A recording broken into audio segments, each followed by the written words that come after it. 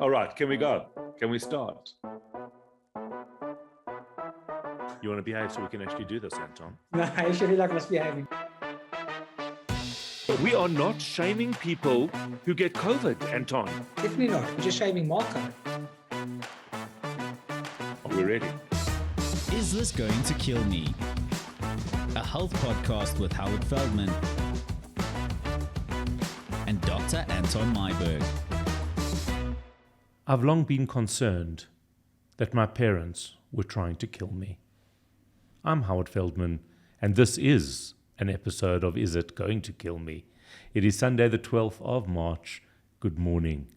So genetics could be a loaded gun. Well, I've always known that thanks to my parents who stood head and shoulders below the rest, that I was never going to be a professional basketball player or pretty much a sportsman of any kind. But that's only one side of genetics, isn't it? We need to look at what it really means to have something passed on from generation to generation. Joining me in studio, as always, Dr. Anton Meyberg. Good morning. Morning, Howard. How are you? Good to be here again. Yes. So are parents trying to kill us? So I think we need to start at the beginning, like really at the beginning, Like chicken and egg, chicken and egg way stuff. back. Okay, fine. So we Adam, inherit chromosomes which contain genes from our parents. Mm-hmm. We have 46 chromosomes, which come in two pairs, so 23 chromosomes each. Children get one pair of each chromosome from their parents, and the 23rd pair of chromosomes is actually your sex chromosomes. Okay. A female has two X chromosomes, and a male has an X and a Y chromosome. Just stop. And if we take away the number that we started with? Which number did we start I with? don't know.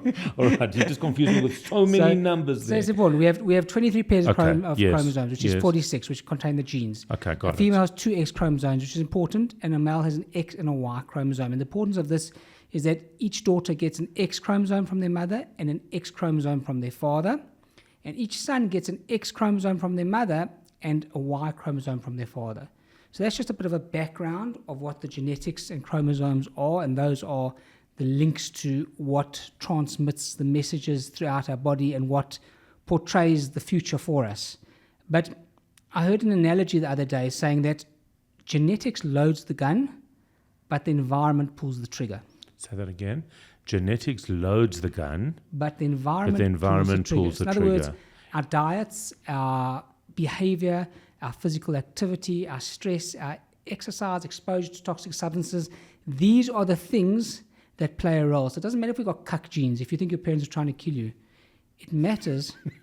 It's a South African expression. It is. You've got cuck genes. If ever I've heard one. You've got Doesn't high matter if you've got cholesterol. cuck You've genes. got high cholesterol from your parents, and you've got cuck genes. Okay.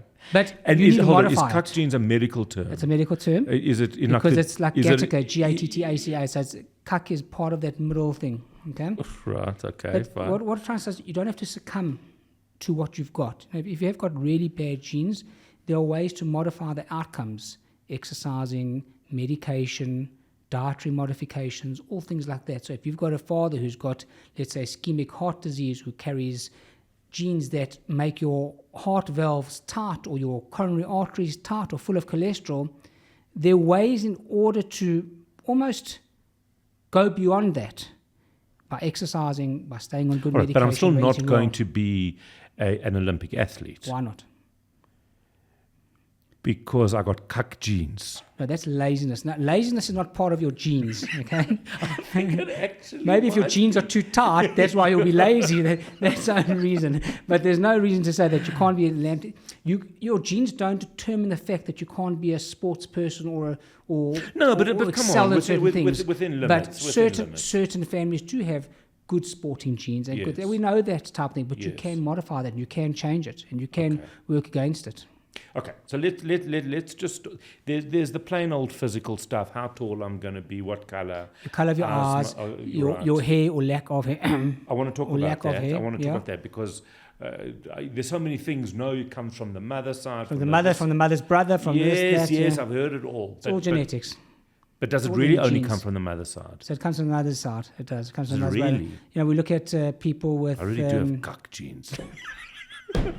I don't know if you can say that on live television. I mean, was that a rhetorical question, or was I supposed to answer that? Sorry, carry on. Yeah. So if a person's colorblind, hypothetically, let's say I was colorblind, If you very were. hypothetically, Right. the genes aren't given to me from my father. They're carried via my mother, and those genes are passed on to the males. So it's So color blindness goes through the female to the male. to the male. That's so There's about a interesting. 1% proportion of females that are colorblind.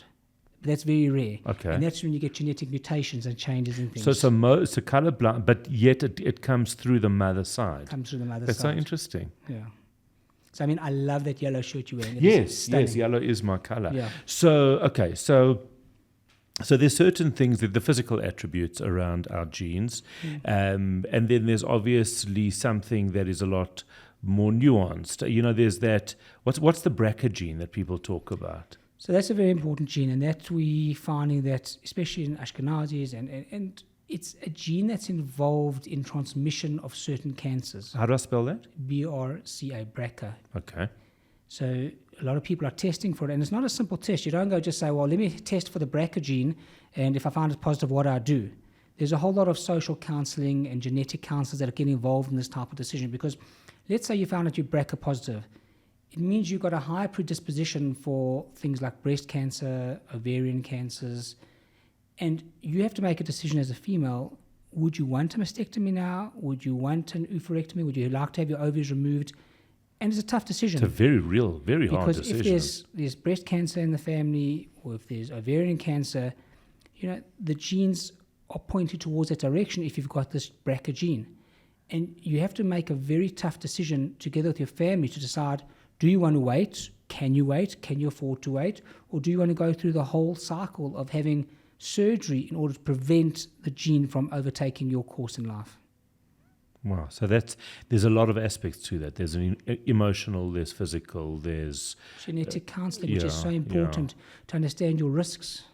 I saw that Chris Hemsworth, he carries 2 copies of the APOE4 gene, and that's the gene that's been strongly linked to a dramatically elevated risk of developing Alzheimer's, 8 to 10 times higher. Now, the fact that he's now walking around with that knowledge, 100%. and I don't know how much you can do about that. So that's the point. At this point in time, things like that, you can't do much about them. You can do your Sudoku puzzles and you can do all your brain functioning puzzles, but Imagine the anxiety that you the live stress. with. And that's why just to go and have a test to know that you've got a gene doesn't come without consequences. So the fact that he's walking around knowing he's got these genes, he's got a high predisposition to getting 8 Alzheimer's, to 10 times higher. That's a lot. is a big issue. And who knows what other factors he's doing that could influence the progression of that. It's very interesting. So there's a very fine line between testing, wanting to know, and actually spending your whole life living in fear of something that might or might not happen. Look, I think that it is a fine line, but if, God forbid, your mother dies from breast cancer or someone in your house has got breast cancer, I think it's a very ethical discussion and a very inherent discussion you've got to have to decide, do you want to go down that road to be tested? Because, as I say, if you are tested, what are the consequences of those tests? I believe it's the right thing to do. That's my own personal, to test if you have got someone in the family who's BRCA positive or someone who has had breast ovarian cancer. But that's my own personal opinion. But at the end of the day, you've got to understand that the consequences that come with that could mean you have to have a bilateral mastectomy, you have to have your ovaries removed, you have to have all other types of issues developing like early postmenopausal syndrome, all other problems coming with that. And of course, the aesthetic problems with that. And also depending on where in your life cycle That's it. you Have are. you given birth you might yet? not have had kids yet. Children yet? Yeah. Do you want to have children? There's so many factors playing a role here that it's a very tough decision. It's very popular to do DNA testing at the moment, and I mean I know that there's tests you can do to see which medication, for example, will work. How is that a genetic thing? How does that work? So they look at the genes to see what your genes respond to. It's definitely the way of the future. There's no doubt about it. I don't believe we've honed it enough yet to say we should all be doing it at the moment and taking it forward and saying this is what we have to do. But we see with a lot of patients, let's say on psychiatric medications, for some reason or other, these patients don't respond to the medications. And in a case like that, where you've got someone who understands the mechanisms of working of the medications, they can see which medications a patient will respond to or won't respond to. And that can completely change your treatment of a person with severe depression, with severe anxiety. That's amazing. I mean, So that is really... There's a big role for this. Yeah, and as I say, huge. going forward, it's going to overtake a lot of medical things. I do believe, though, it's very similar in a way to going for a scan for life, where you've got to scan the whole body. We don't believe in that as physician partners, because what are you looking for problems if there aren't problems? In other words, you're going for a scan, and let's say you find a small lump in the lung that's inconsequential. You know it's there. It's almost like the same like the Chris Hendrick. You know it's sitting, there. you worry Therefore, about you decide, that. okay, I've got to go and have surgery. Then you have surgery to remove the lump that's benign, that's doing nothing, that hasn't grown or hasn't done anything, and you get a collapse of your lung. Then they put a drain in your lung. Then you get scar tissue forming there. Then you get nerve damage there. And there's consequences to all of these actions. So we don't promote scans for life. We don't promote doing this type of studies until we know there's a reason for it. But what about things like checking to see if you're at risk for diabetes, or if you're at risk for something that... But we do that anyway. We're looking to try and prevent disease. So we check our bloods, we try and exercise, we look at our family histories, and that's what a conclusive physician doctor does, is looks at all of the parameters, looks at your risk factors, and tries to hone in on them. You know, if we're going to look for every single disease, by the time you get your analysis back, you're either going to be a stress spot or think you're dying tomorrow. It needs to be honed. It needs to be really taken forward and made into something that we can actually take forward ourselves and understand what it actually means. Is there value in, you know, if you look at DNA testing for what kind of diet you should be consuming? What type of... There's the blood-linked diet and the DNA-linked diet and all these diets. Personally, I don't think so. I haven't had good response to people who've done these things, but we'll see in a couple of years. You think we're early days, though? Yeah, I really do. I think that genetics is still brand new, even though it's been around for years. It's still brand new. There's still so much to learn and so much to understand from what they are doing. It also, it's a huge ethical area, because if we're starting with genetic engineering, you know, where does it end? So you could get involved with removing a gene, a BRCA gene, assuming we could do that, which is which is obviously quite. Nobody would argue that that's not ethical. But then are we playing God? Well, I think we play God all the time, because that's by the giving ethics of medicine it. you could be, but I then think what by about giving medicine? You're playing what? No. God Let wants you to play, but me I'm just saying- finish where I'm going with that. So, I think to remove a BRCA gene, or to remove a gene that might result in a something child... like cystic fibrosis. Exactly, or a child being blind or deaf. One of the... I think we'd accept... That's first prize. That is brilliant. prize, But then when we say, well, hold on, then, you know, I've got 5 daughters, I'd like a son. With blue eyes and brown and then we go to hair the blue eyes and 6'2" and an athlete, somebody... Where do we draw the line? Are we not almost going towards the Tower of Babel here? We were trying Well, it is. So that's what I'm thinking. You know, where... But that's what I'm trying to say. What is we're acceptable in the early stages and of what all is of not? genetics, and I think time will tell what's right and what's wrong. But in the meantime, we've got to use what we have to take to our advantage, looking at the BRCA genes, looking at all these other things, just seeing if they can help us. I'd like your comments, if you don't mind. Just write in the comments below. I'm interested to hear where you think that we should draw the line. So if it's something that is a cystic fibrosis, a child in utero who could be deaf, could be blind, could suffer from something, I think that's probably... We'd all probably agree, or most of us would agree, that is reasonable. Just to interject, if you look at Down syndromes, when you do testing for that. Well, I was thinking about that. Trisomy 21, that's exactly what we're doing.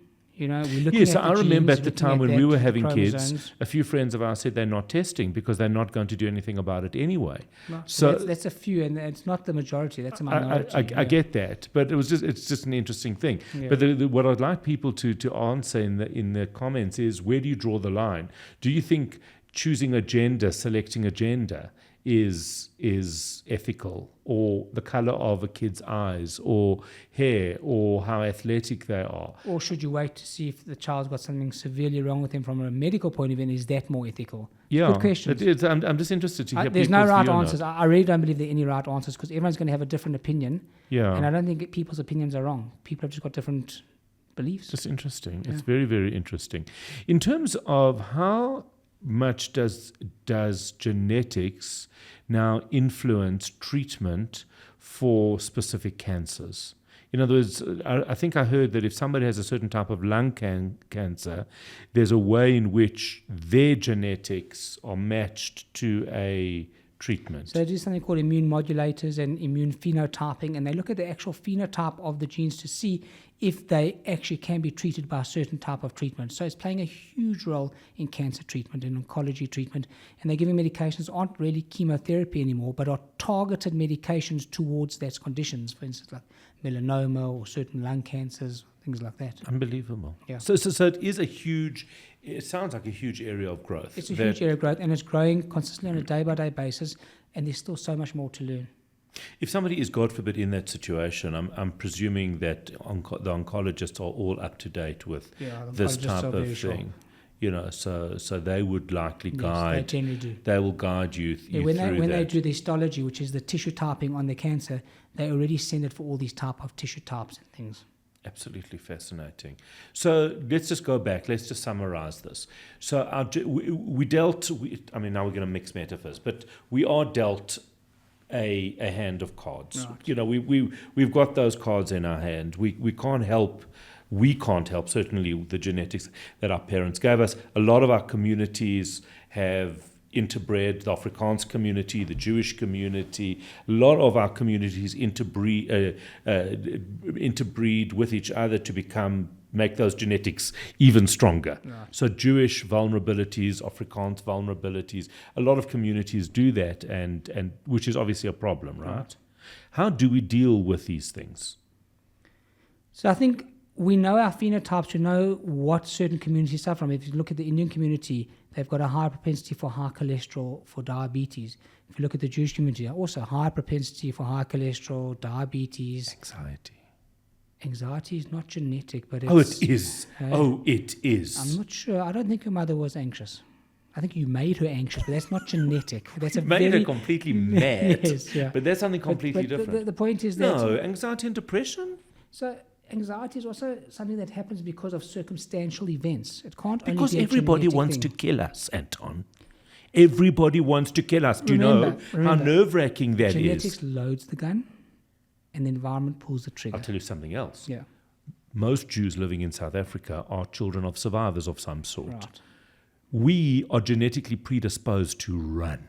So, well, run. Not physically I really run. think we're going to end the subject because you're digging yourself deeper and deeper. To book a trip somewhere. Right. No, seriously though, we do have anxiety as part of our genes, no? It's more like a post-traumatic stress type of thing. Do you really think so? Yeah. I don't agree, but we'll How anxious are you about that? Yes, carry on. Okay, so we've got these. You're saying certain communities have these genes that are strong. Correct. And you've got to know which community you're dealing with. You've got to understand what the risks are and what the risk factors, and try and modify those risk factors and try and treat them and look for the right ones. Right. Okay. And your best way to do it is, as you've said, go for your checkup. Go to someone who's exactly involved in that type of thing and move it forward. All right. A couple of other subjects I want to get to on this podcast. I'm hearing a lot of people walking around with RSV. And you know me, I get very nervous with this kind of thing because I want to know why I haven't had it yet. A, B, C, C, D, D, what is RSV and why haven't I had it? Gosh, let's say, please God, you don't have it. Okay. So RSV is respiratory syncytial virus. It's one of the respiratory pathogens. Syncytial. It's the name of the virus. No, I get that. Thank you. It's one of the common respiratory viruses, pathogens that affects the nose, the mouth, the lungs. It's droplet spread, so by kissing, which won't happen to you, that's not coughing, worrying. sneezing, from infected people touching surfaces and touching you. And it's especially predominant in children, in daycares, in school-going children, in young children.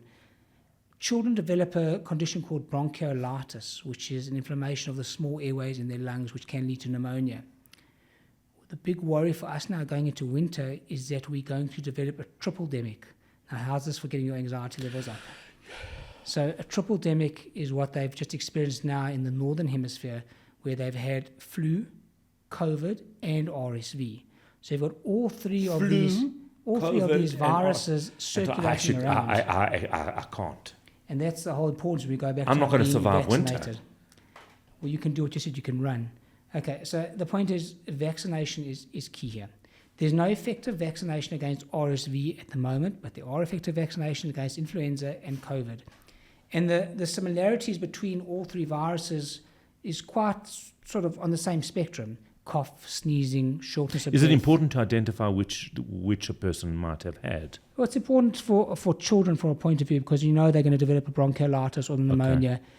Funnily enough, pre-COVID, it was very rare for us to see RSV in adults.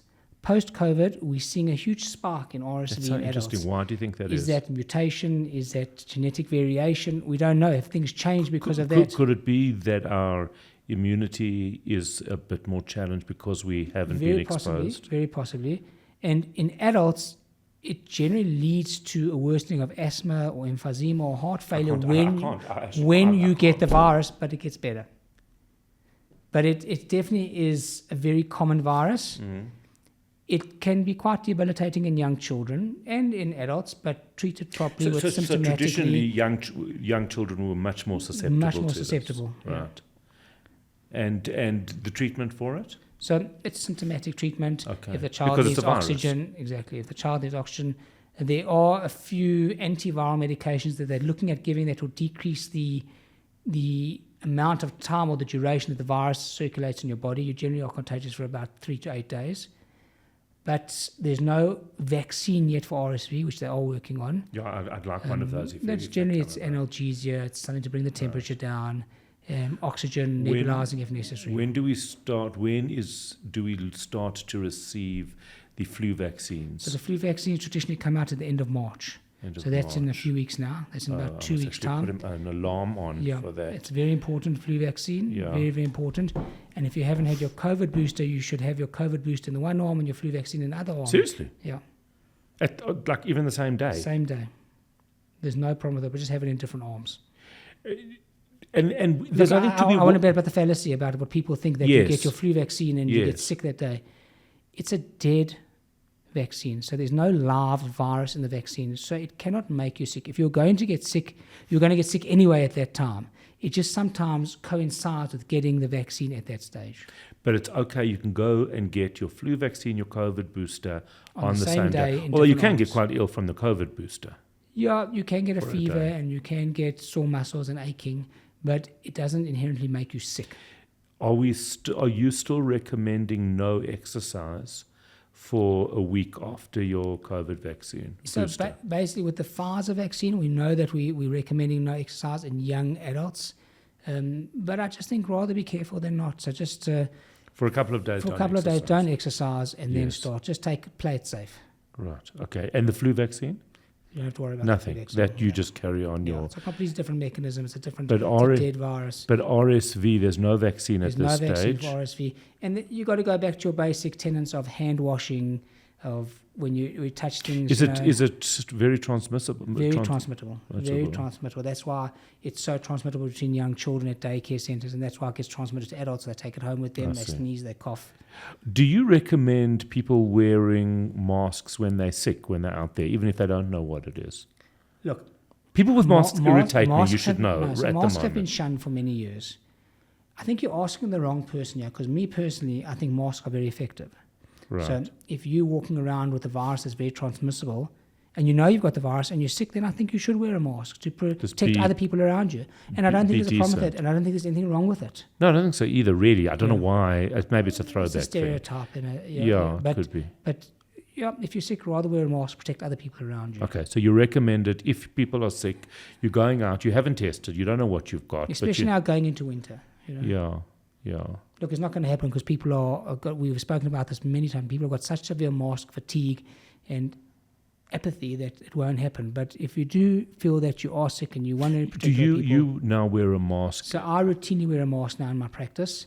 And which you never which used I to never do. used to do because I'm exposed to people with different viruses or different infections all day, every day, and I don't take it home with me. And I don't want to get exposed myself. 100%. And it works. Yeah, well, it has worked, and that is the point.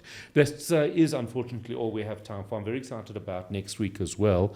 Psychologist David Abramson will be joining us. He's going to be joining us in studio. We're going to be talking about mental health epidemic.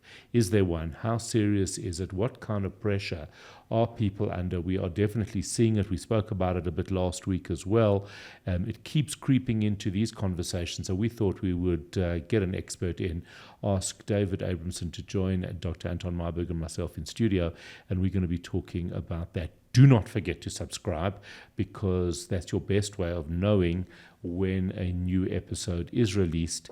And you can share this, share it, tell people about it, and leave us your comments and leave us your suggestions in terms of topics as well, because we'd love to discuss the things that are important to you. I'm Howard Feldman. This is It Going to Kill Me? We'll see you next week. God bless. Is This Going to Kill Me? A health podcast with Howard Feldman and Dr. Anton Meyberg.